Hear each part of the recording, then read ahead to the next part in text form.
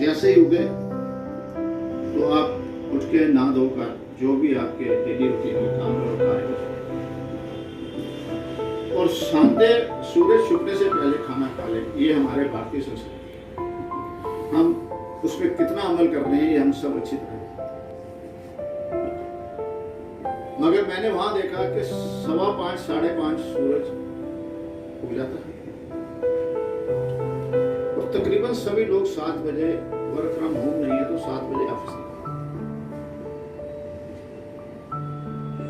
और वहां पर डिनर टाइम लास्ट जो है वो शाम के 7 बजे है, और जबकि सूरज 8:30 तो हम ये संस्कृति जो हम कह रहे हैं, जिसका ढोल कर रहे हैं, मैंने वहां प्रैक्टिकल देखा है, और 90% वहां का अमेरिका में रहने वाला इस पे फॉलो करता। और आप कभी गए होंगे या कोई देखेंगे तो ये बात हकीकत में मिलेगी। और दूसरी सबसे बड़ी बात, हम अपने आप को समाजवादी कहते हैं और उन्हें पूंजीवादी कहते हैं। आप एक दिन के लिए गए हैं या वहां के आप नागरिक, समाजवाद पूंजीवाद के अंदर कैसे पूरा रूप से है कि सबको वो अधिकार है, और जो लॉ है वो नियम है, चाहे आप एक दिन के लिए गए हैं, आप टूरिस्ट हैं, गेस्ट हैं, या किसी सेमिनार के लिए गए हैं, या वहां के प्रेसिडेंट हैं, आपके लिए लॉ एक जैसा ही होगा। ना आपकी कुछ जिधे बार जीवन ज्योति के अंदर 3 संविधान की बात की जाती है। ये संविधान में हर मानव उसके अंदर, उसके बगैर वो हो नहीं सकता, क्योंकि हमारा ध्यान नहीं गया, इसलिए निधवाई कहता है यहाँ 3 बातें। प्रकृति का संविधान, और प्रकृति द्वारा जितना भी जीव बना है,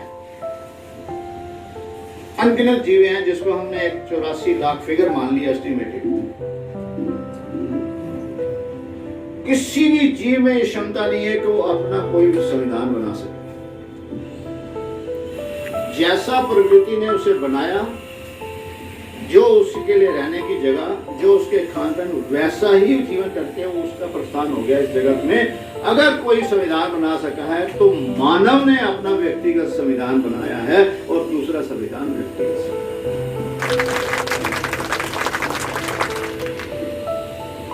और ये संविधान मानव कैसे बना सका? स्वयं को हम मानव कहते हैं। क्यों कहते हैं? हमने कभी इस विषय पर ध्यान नहीं दिया।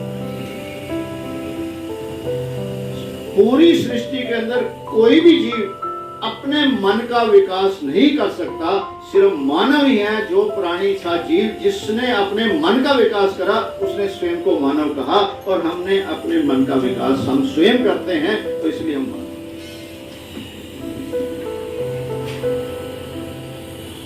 मानव द्वारा अपने अनुसार प्रत्येक मानव ने अपने ईश को रचा के, सृष्टि को कैसे किसने बनाया है, अपना द्वारा, मन के द्वारा एक ईश रच दिया। और मन और ईश को हम मनुष्य कहते हैं कि जिस मानव ने किसी ईश को मान रहा है या ईश को रच रहा है, किसी एक के मन ने कोई ऐसा ईश बना लिया, दूसरे के मन ने दूसरा ईश बना लिया। ये मन भेद था जो हमारे में मतभेद बन गया। सो हमें इस पर भी ध्यान देना। ईश को मानव ने रचा है, किसी ईश ने मानव को नहीं रचा।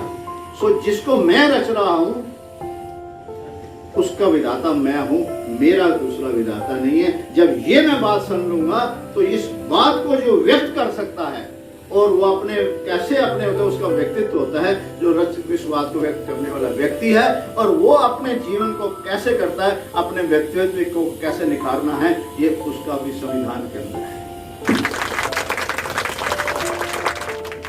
अगर हम 3 नियम को समझ लेंगे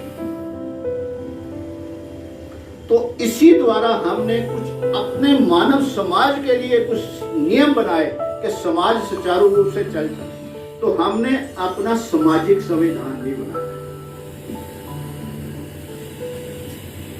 प्रकृति का संविधान प्रकृति भी नहीं बदल सकती कि उसके पास भी ये क्षमता नहीं है। जो संविधान बन चुका है उसमें बदलाव करने की शक्ति उस रचयिता में भी नहीं है। इसलिए मानव ने उसको संविधान को बदलने की जब जब कोशिश करी है, मानव अपने आप को उलझन में सच गया, बदल नहीं सका। मगर मानव ने अपना संविधान बनाया है और इसलिए दिन प्रतिदिन उसे बदलता भी है और उसे अपने अनुसार ढालता भी है और उसका दूसरे के लिए उस संविधान के अर्थ कुछ और होते हैं, स्वयं के लिए वो अर्थ अपने कुछ और बना लेता है। ये मानव के द्वारा रचित चीज है। मगर मानव भूल गया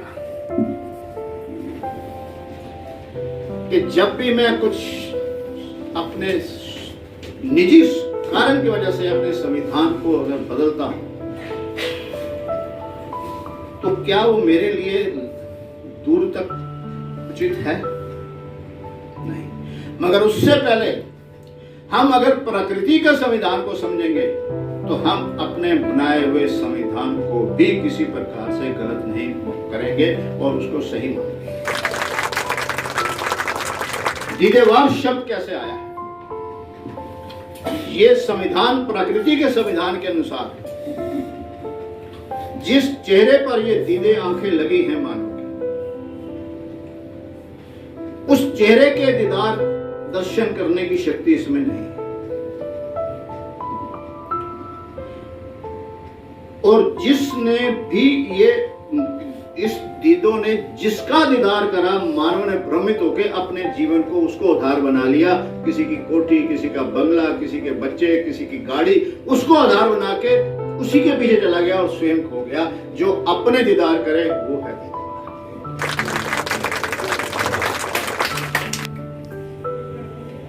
क्योंकि हमने इस पर ध्यान नहीं दिया।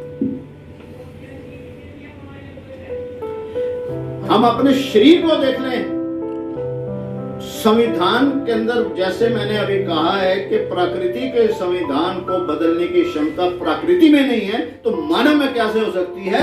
मेरे को दो आंखें तो दे दी जो आपस में एक दूसरे को नहीं देख सकती, मगर ये दोनों जब भी देखते हैं एक ही दृश्य देखते हैं। कभी एक आंख ने दूसरा दृश्य देखा, दूसरे ने, ऐसा नहीं हुआ। ये सहयोग है। मानव कभी आपस में सहयोग देगा, ये संविधान है। अगर मैं इस संविधान को नहीं बदल सकता तो अपने संविधान को तोड़ूंगा। मेरे चेहरे पर दो कान है, अपोजिट साइड है, देख नहीं सकते, मगर जब भी सुनेंगे एक ही ध्वनि सुनेंगे, कभी अलग अलग नहीं सुनेंगे। मेरे बाएं वाला कान और दाएं वाला कान अलग अलग ध्वनि सुने, ऐसा नहीं है। अपोजिट होते हुए भी संविधान के अनुसार अपने सहयोग दे रहे हैं और एक ही जैसी ध्वनि सुनते हैं। इनमें उलझन नहीं। अगर मेरा शरीर मुझे ये बता रहा है तो मैं अपने समाज का भी नियम तोड़ ऐसा क्यों नहीं कर सकता? नासिका है, नासिका दो हैं पर कार्य एक है। आंखें दो हैं, कार्य एक है। कान दो हैं, कार्य एक है। मगर इसी मुख द्वार पर मुख एक है, कार्य दो है। ये मुख क्या है? ये पूरे मेरे जीवन का, मेरे शरीर का मुख से शब्द बना है, मुखिया।